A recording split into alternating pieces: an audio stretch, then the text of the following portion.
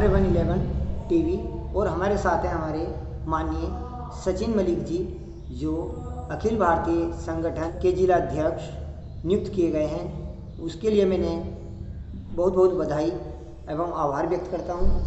बहुत बहुत धन्यवाद थैंक यू अमित जी। जैसा कि आप एक जनता ने आपको चुना है युवा नेता के रूप में, इसमें आपका क्या विचार है? देखिए, अभी जो ये चुनाव हुए हैं ग्राम पंचायत के, मेरा नाम सचिन है, जैसा आपने बता भी दिया है, और फरीदपुर संसारू मेरी जो है पंचायत लगती है, ग्राम पंचायत। वैसे धौकलपुर के नाम से उसको जाना जाता है। काफ़ी लोगों ने मिल के बड़ा अच्छा चुनाव किया है और 100 लगभग 84-85 वोटों से मेरी विजय भी हुई है, जिसमें से मेरे ही गांव से 3 प्रत्याशी खड़े थे। 4 गांव होते हैं इस पंचायत के अंदर। तो लोगों की मुझसे अपेक्षाएं बहुत ज़्यादा हैं कि भाई नौजवान हैं, कुछ हटके करेंगे, अभी तक ऐसा नहीं किया गया है। तो समस्याएं तो खैर बहुत हैं, खुद मेरी पंचायत में हैं। और उसी के साथ साथ एक प्रधान होने के साथ साथ, जैसा कि आपने बताया कि मुझे जो है अखिल भारतीय प्रधान संगठन ने जिला अध्यक्ष भी मनोनीत किया है। तो जिम्मेदारी मेरे पे जो आ जाती है वो 1123 प्रधानों की आ जाती है। हमारे बिजनौर के अंदर 1123 प्रधान हैं, सभी की जिम्मेदारी आ जाती है। जैसा कि आपने मुझसे सवाल किया, तो उसके लिए मैं इतना ही कहना चाहूँगा कि मेरा जो अब आगे का जो मेरी एक सोच है वो यही है कि प्रधानों की जो समस्याएं बनी हुई हैं, पहले तो उन समस्याओं को दूर करा जाए। वो बाधाएं दूर होंगी तभी प्रधान जो है कुछ काम जो है कर पाएंगे। मेरी पंचायत की अगर बात की जाए तो मेरी पंचायत के अंदर बहुत सारी समस्याएं बनी हुई हैं और मैं इसको काफ़ी लंबे समय से देख भी रहा था। उसको देखने के बाद ही मैं चुनाव में आया। जैसे कि अगर बात की जाए तो मैंने जो एक चीज़ इसके अंदर चुनाव में लड़ने से पहले रखी है, और मैंने सबसे बात भी करी उस बारे में, सबको अच्छा भी लगा, और उसका जो परिणाम है एक विजय के रूप में देखने के लिए मिला, वो ये है कि मैं पंचायत के अंदर आर्थिक रूप से सब लोगों को मजबूत करना चाहता हूँ। आर्थिक रूप से इस तरह से मजबूत करना चाहता हूँ कि मैंने सोचा है कि यहाँ जो एक यूथ है, जो 18 से 22-23 साल के जो लड़के हैं, तो बस सिंपल एक पढ़ाई हो रही है, उसके बाद में उन्हें कुछ नहीं पता किस दिशा की ओर जाना है, उन्हें क्या करना है। तो उसके लिए मैंने एक कोचिंग सेंटर के लिए सोचा है कि एक कोचिंग सेंटर यहाँ खोला जाएगा। कोचिंग सेंटर खोलने से कम ये रहेगा, बहुत वैकेंसी आती है सरकार की, बहुत सारी वैकेंसीज चलती रहती हैं, चाहे वो UP SSC की हो, SSC की हो, तो उनका समय बचेगा और आर्थिक रूप से उन्हें मदद मिलेगी। बिजनौर यहाँ से 12 किलोमीटर पड़ता है, अगर वो वहाँ जाते हैं तो उसमें जो है काफ़ी समय भी उनका जो है ख़राब हो जाता है, लगभग आने जाने में 1.5 से 2 घंटे का समय लग जाता है। तो वही सेंटर अगर उनको यहाँ पर मिल जाएगा तो वो अपनी जो कंपटीशन की एक पढ़ाई है वो यहीं से स्टार्ट कर देंगे। अच्छा, इसमें जैसे आपका पद है, इसमें आपका क्या टारगेट है? टारगेट तो ऐसा कुछ मैंने सेट नहीं किया है कि एक टारगेट पे मुझे जाना है। तो मेरा तो ये है कि मुझे काम करना है। नहीं, वही तो मतलब काम के बारे में, जैसे प्रधानों को हैंडल करना है या गांव की जो व्यवस्था देखनी है, वो उसका क्या टारगेट है? देखिए, मैं फिर वही कहूँगा, टारगेट ऐसा कुछ नहीं है कि मुझे एक टारगेट पर जाना है, क्योंकि टारगेट 5 साल का मेरा कार्यकाल है और उसमें छोटे छोटे टारगेट वो सही है आपने कि जैसे कि मैंने बनाए हैं। जैसे अभी जी ये सरकार ने ये बनाए हैं शौचालय, जी, 6,000 की 9,000 रुपये प्रधान के खाते से भी जा रहे हैं। हाँ, वो बड़ा तो आपने, क्या वो सही है? हाँ, ये बड़ा अच्छा सवाल आपने किया है। और एक प्रधान होने के नाते भी और अखिल भारतीय प्रधान संगठन से जिला अध्यक्ष होने के नाते, ये तो मैं आपसे खैर इसके बारे में बताता, आपने अच्छा क्वेश्चन किया है। कहीं ना कहीं प्रधान का जो पद है उसके अधिकारों से उसे वंचित किया जा रहा है। कोई भी सरकार आई, सरकार ने आने के बाद कुछ किया ही नहीं, प्रधान को फंसा के रखा जा रहा है। छोटी छोटी चीज़ों में प्रधान अगर फंस के रहेगा तो वो काम नहीं कर पाएगा, उसको उलझा के रखा जा रहा है। एक संवैधानिक पद है, जो प्रधानमंत्री मुख्यमंत्री के लिए व्यवस्था है, वही सेम व्यवस्था एक प्रधान के लिए। लेकिन कहीं ना कहीं जो सबसे बड़ी परेशानी निकल के आ रही है वो ये आ रही है कि प्रधान चुनाव तो जीत जाता है, वो काम भी करना चाहता है, लेकिन वो काम करे कैसे, उसे काम करने ही नहीं दिया जा रहा है। क्या दिक्कत आती है? दिक्कत जो सबसे बड़ी बात है वो, जैसे कि, हाँ मैं बता रहा हूँ, उसमें सबसे बड़ी बात जो दिक्कत की आती है वो ये आती है कि जो विभाग है, सरकारी विभाग है, सरकारी विभाग के जो कर्मचारी हैं वो प्रधान को सपोर्ट नहीं करते। प्रधान अगर कोई जानने की कोशिश करता है, किसी योजना के बारे में जानने की कोशिश करता है, तो तब तक उसको नहीं बताया जाता जब तक कि वो उनके द्वारा बताए गए जो काम है वो नहीं करता है। जैसे कि मैं कहना नहीं चाहता हूँ, आपके न्यूज़ चैनल के माध्यम से इतना ही कहना चाहता हूँ कि कहीं ना कहीं सरकार को जो अपना फ़र्ज़ अदा करना चाहिए वो अदा नहीं करती, वो नहीं कर पा रही, हाँ, सरकार नहीं कर पा रही, नहीं कर पा रही है। ब्लॉक स्तर पर ले लीजिएगा, डीएम पे ले लीजिएगा, कोई भी एक इस चीज़ की जिम्मेदारी ले, बुलाया जाए सभी प्रधानों को, और ज़्यादा नहीं तो महीने में एक बार एक मीटिंग हो, योजनाओं की जानकारी दी जाए, उनके अधिकार क्षेत्र हैं क्या उसके बारे में उन्हें बताया जाए। नहीं किया जाता है ऐसा। सबसे बड़ी बात क्या है कि एजुकेशन का अभाव है। प्रधानों को खुद अपने अधिकारों के बारे में नहीं पता है। मैं खुद एक जिलाध्यक्ष हूँ और मैं जाता हूँ, पिछले 1.5-2 महीने से मैं लोगों से मिल रहा हूँ, जा रहा हूँ वहाँ पर, मैं प्रधानों से संपर्क कर रहा हूँ, उनको जागरूक कर रहा हूँ कि आप एक संवैधानिक पद पर बैठे हैं, आपके पद की एक गरिमा है, आप अपनी पंचायत के प्रथम व्यक्ति हैं। तो धीरे धीरे वो जागरूकता आ रही है, वो जागरूकता आ रही है, वो अधिकारों को अपने समझ रहे हैं। तो जो थोड़ी सी एक परेशानी अब वो फेस कर रहे हैं, जैसा कि मुझे कॉल आती है, पता चलता है, तो वो अब सरकारी कर्मचारी उनका साथ नहीं दे रहे हैं, अधिकारी उनका साथ नहीं दे रहे। इसके लिए क्या करना चाहिए? इसके लिए यही है, मैं तो एक प्रधान और एक संगठन का जिलाध्यक्ष होने के नाते यही कहना चाहूँगा कि भाई अधिकारियों से मिला जाएगा, इनसे बात करी जाएगी इस बारे में।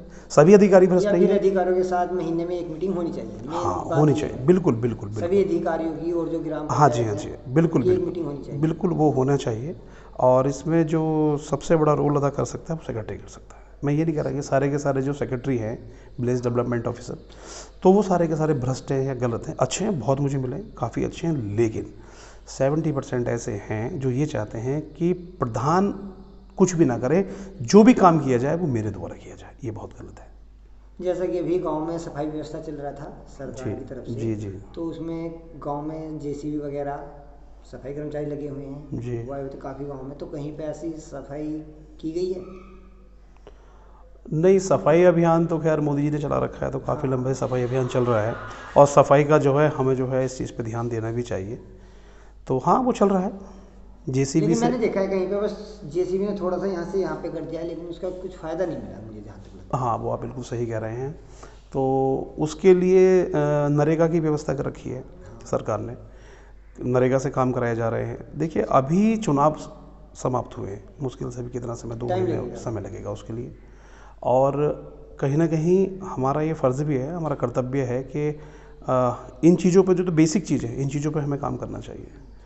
तो उसके लिए काम चल रहा है, मेरे यहाँ भी काम चल रहा है। दूसरी जगह मैं जा कर के मैंने देखा है पंचायतों के अंदर, तो वहाँ लोग काम करा रहे हैं, प्रधान काम करा रहे हैं, खुद खड़े होकर के काम करा रहे हैं। ये है सारी चीज़ें। और मैं इतना कहना चाहूँगा कि प्रधानों के लिए भी एक मैसेज मैं देना चाहूँगा, अगर वो मेरा ये इंटरव्यू देख रहे हैं, तो मैं इतना कहना चाहूँगा कि आप क्या हैं, जब तक आप ये नहीं पहचानेंगे तब तक कुछ नहीं हो सकता है। कोई जिला अध्यक्ष हो, ब्लॉक अध्यक्ष हो, कोई अधिकारी हो, वो कितना ही आपसे बैठ के बात कर ले, मीटिंग कर ले, आपके अधिकारों के बारे में समझा दे, तब तक कुछ नहीं हो सकता जब तक कि आप स्वयं उसको ना पहचान लें कि आप क्या है।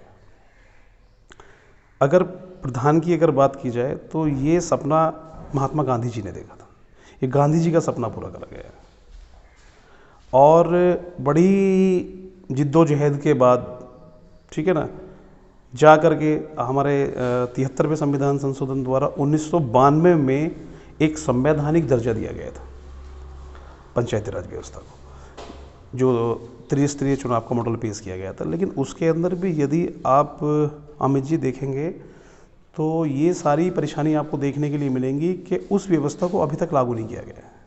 संविधान में उसका उल्लेख तो कर दिया गया, लेकिन पंचायती राज व्यवस्था आज तक लागू नहीं हुई है। मैं एक बात और कहना चाहूँगा, माफ़ी चाहूँगा मैंने आपको बीच में रोक दिया, मुझे कभी मेरे दिमाग से वो बात निकल जाए।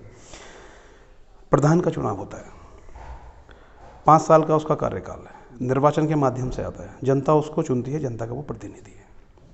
आप देखिएगा कि किसी को भी आप ले लीजिएगा, जहाँ निर्वाचन की व्यवस्था है, संविधान में उसका उल्लेख है, तो वो पद जो है उसका जो सेक्रेटरी होता है उसका वेतन या मानदेय उससे ज़्यादा होता है। आज हम 2021 में जी रहे हैं, आप मेरा इंटरव्यू ले रहे हैं, लेकिन जरा आप देखिएगा कि कितना बड़ा एक दर्द है प्रधान का। मात्र 3500 रुपये उसे मानदेय दिया जाता है। 3500 रुपये में क्या हो सकता है, आप कुछ सोचिए इस चीज़ के लिए। आज के टाइम में 3500 रुपये में क्या हो सकता है। 3 चक्कर अगर वो ब्लॉक में के लगा दे, जैसा कि मैं ही कह रहा हूँ, मैं ही इस चीज़ की मांग कर रहा हूँ कि कम से कम महीने में 1 मीटिंग होनी चाहिए प्रधानों की। 1-2 चक्कर और वो लगा देगा, 3500 रुपये तो उसी में चले जाएंगे उसके। पेट्रोल कहाँ है आज, डीजल कहाँ है आज, महंगाई कहाँ है आज। इस महंगाई के दौर में एक मानदेय दिया जा रहा है 3500 रुपये। और आप जानते हैं चुनावों के अंदर क्या होता है, एक प्रधान का पैसा भी खर्च होता है। सरकार, मैं कहूँगा कि ये सरकार की कमी है। 10-10 लाख 20-20 लाख रुपए प्रधान लगा रहा है, नहीं लगाना चाहिए। मैं भी इसका विरोध करता हूँ, लेकिन सरकार इसके लिए क्या करती है आप बताइए। कुछ नहीं करती। सरकार को कम से कम इतना करना चाहिए कि इस व्यवस्था को ऐसे लागू करना चाहिए कि इसके अंदर कोई भी प्रधान पैसा ना लगाए, लेकिन वो कभी ऐसा नहीं करेगी। क्यों नहीं करेगी, प्रधान पैसा लगाएंगे, जो प्रत्याशी हैं वो पैसा लगाएंगे, पैसा लगाएंगे तो उसी में उलझे रहेंगे, वो उसी में उलझे रहेंगे वो, और जानबूझ के उसको उलझाया जा रहा है और उलझा हुआ है प्रधान।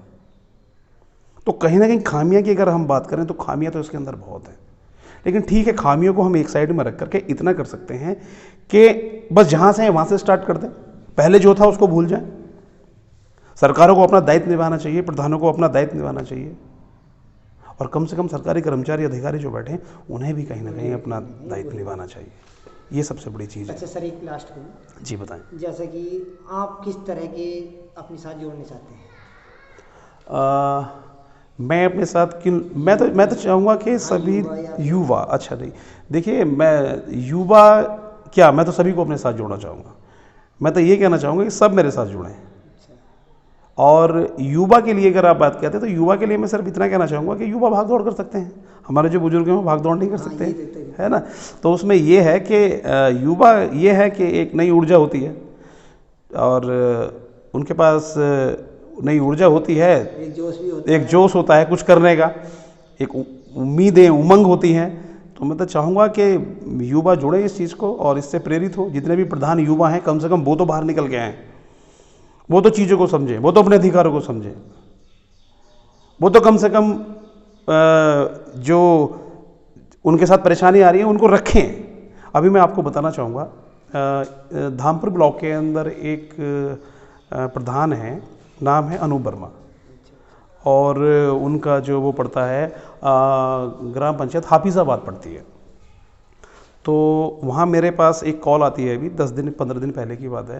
उन्होंने मुझे कॉल करके बताया कि प्रधान जी ऐसे ऐसे बात है, आप जिला अध्यक्ष हैं अखिल भारतीय प्रधान संगठन से, तो मेरे साथ बड़ी परेशानी आ गई। मैं बताइए कि सर मेरे यहाँ जो कोटा डीलर है वो यूनिट के हिसाब से 5 किलो आता है, कि वो केवल 3.5 किलो देता है, 3.5 या 4, वो मेरा पूरा ध्यान नहीं है, लेकिन वो कम देता है।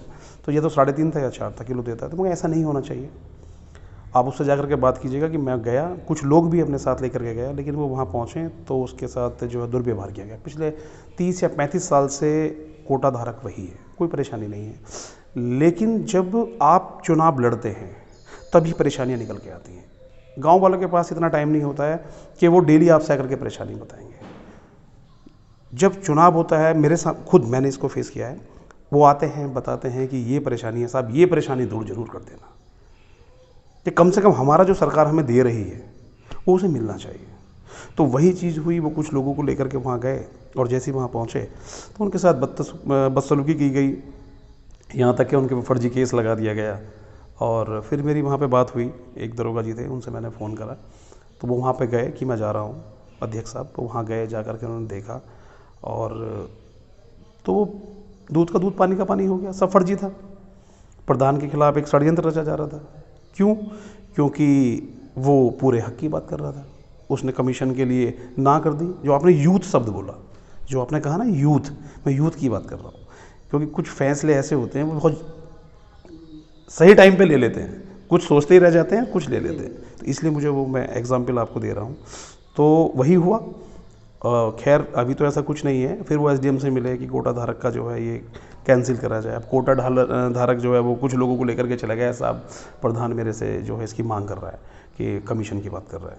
तो ये परेशानियां बनी रहती हैं। एसडीएम साहब के पास गए तो उसमें जो है एसडीएम साहब ने लिखा है, दिया है, लिखित में दिया है कि हम लोग जाएंगे वहाँ जा करके उसकी जांच करेंगे। ठीक है, जांच करें आप, प्रधान दोषी है तो आप प्रधान को के खिलाफ कार्रवाई करें, लेकिन सबको पता है दोषी कौन है।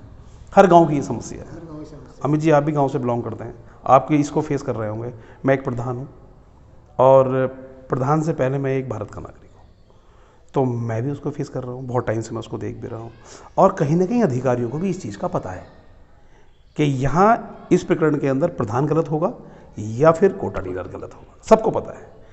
अब देखते हैं इसमें क्या होता है। हम अपनी लड़ाई लड़ रहे हैं और अगर इसमें हम तो प्रधान के साथ हैं क्योंकि मैंने खुद जा कर के वहाँ देखा है।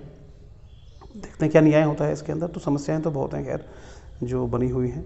अब इसमें कहाँ तक सफलता हासिल होती है, बाकी अपने मार्ग पर अग्रसर हैं, आगे जो है बढ़ रहे हैं। हाँ, जैसा ही सर हम अभी पूछ रहे थे क्वेश्चन, जैसे शौचालय बने हुए हैं गाँव में, जी जी, इनके बारे में क्या विचार है आपका? देखिए, शौचालय जो सार्वजनिक शौचालय भी बने हैं उनकी आप बात कर रहे होंगे, तो जो सार्वजनिक शौचालय बने हैं एक तो उनकी गुणवत्ता ठीक नहीं है और उसके लिए जो व्यवस्था, अच्छी चीज़ है, शौचालय होने चाहिए। पहली बात तो सरकार की मैं इस चीज़ के लिए उसको धन्यवाद भी कहना चाहूँगा। बड़ा अच्छा कदम उठाया है स्वच्छता को लेकर के, घर का शौचालय पहुँचा दिए, बहुत ही अच्छा है और उसके परिणाम अब निकल के आ भी रहे हैं, लोग उस चीज़ को समझ भी रहे हैं। अब अभी जिसकी आप बात कर रहे हैं वो एक सार्वजनिक शौचालय बनाया गया है, बहुत ही अच्छा है। एक सार्वजनिक शौचालय है, लोग वहाँ पर जाएंगे, सारी व्यवस्था वहाँ होनी चाहिए सफाई वफाई की। लेकिन उसको जिस तरीके के साथ, उसमें भी आप देखिएगा कि प्रधानों को लेकर के, मतलब किस तरह से प्रधानों को एक शिकंजे के अंदर रखा जा रहा है। वहाँ पर एक व्यवस्था करी गई है, अगर आप देखेंगे तो एक सफाई कर्मचारी की, ऑलरेडी हमारे पास सफाई कर्मचारी हैं, तो वहाँ एक सफाई कर्मचारी की अलग से कोई आवश्यकता नहीं है। लेकिन हो क्या रहा है, जितने हमारे सफाई कर्मचारी हैं ये सारे के सारे सफाई कर्मचारी आधे तो इसमें पंचायतों में सफाई में लगे हुए हैं और आधे जो हैं वो ऑफिसों में काम कर रहे हैं। जो अधिकारी हैं या तो वो उनके ऑफिसों में उनकी फाइलें उठा रहे हैं या घर पे सफाई कर रहे हैं। इसको कौन देखेगा, इस बात को कौन उठाएगा? सरकार यहाँ गलत नहीं है, यहाँ थोड़ा सा जो हमारे अधिकारी लोग हैं उन लोगों को समझना पड़ेगा। सरकार का पैसा तो खर्च होता है, चलिए कह दे किसी को रोजगार मिल गया, अच्छी बात है, लेकिन कहीं ना कहीं आप सफाई को लेकर अगर बात करें, सफाई हो कहाँ पा रही है? यही लोग, यही सफाई कर्मचारी जो केवल गांव में पंचायतों में सफाई करने के लिए बने हैं, तो इनको सफाई वहां करने दिया जाए ना। अब जैसे कि एक सफाई कर्मचारी ये अलग से रखा गया है, ये जो सफाई कर्मचारी अलग से रखा गया है इसका भार भी प्रधान की निधि पर डाला गया है। प्रधान उसको पैसे देगा, 6,000 रुपये उसकी सैलरी और 3,000 मेंटेनेंस, 9,000। हाँ जी, जो सफाई कर्मचारी में रखा गया है वो भी भार उसी पर डाला गया है। इसकी व्यवस्था अलग से सरकार को करनी चाहिए थी। अब इस बात को कौन उठाएगा?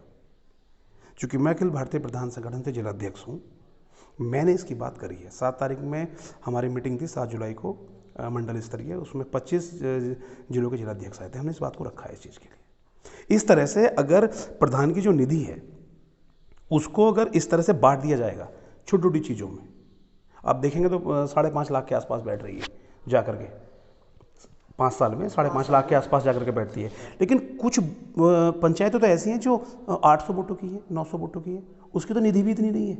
इतना पैसा वो उसको दे देगा तो विकास कार्य कहाँ से करेगा? सर, सरकार को भी समझना चाहिए इस चीज़ के लिए। सरकार को समझना चाहिए क्योंकि वो पैसा ज़्यादा खर्च कर रही है और जितना खर्च कर रही है उतना हो नहीं पा रहा है और वो तरीके से नहीं हो पा रहा है। चीज़ें बहुत हैं लेकिन प्रॉब्लम आ रही है कि वो लागू नहीं हो पा रही है। गलत, इसका मतलब गलत सरकार नहीं है, अधिकारी गलत है। मैं तो यही कहूँगा, अधिकारी कहीं ना कहीं अपने कर्तव्यों का निर्वाह सही से नहीं कर पा रहे हैं। उन्हें समझना चाहिए इस चीज़ के लिए। नौकरशाही जो व्यवस्था है ये अपना काम जो है थोड़ा ठीक से नहीं कर पाती। सब गलत नहीं है लेकिन कुछ हैं, लेकिन वो कुछ जो होते हैं ना वो सबको ला करके कटघरे में खड़ा कर देते हैं। तो इसका भार भी आप देखिएगा, इसका नुकसान होगा, इसका प्रॉपर नुकसान होगा। 5.5 लाख रुपए निधि से चले गए हैं, अब ये 5.5 लाख रुपए जब चले जाएंगे कहीं विकास कार्य में लगते, कोई विकास होता क्या नहीं होता। तो इसलिए बहुत बड़ी परेशानी ये भी है। आपने अच्छा सवाल उठाया और आपके न्यूज़ चैनल के माध्यम से मैं ये मैसेज देना चाहूँगा कि थोड़ा इसमें सरकार को सोचना चाहिए। ठीक है, ओके, ठीक है सर, बहुत बहुत धन्यवाद सर।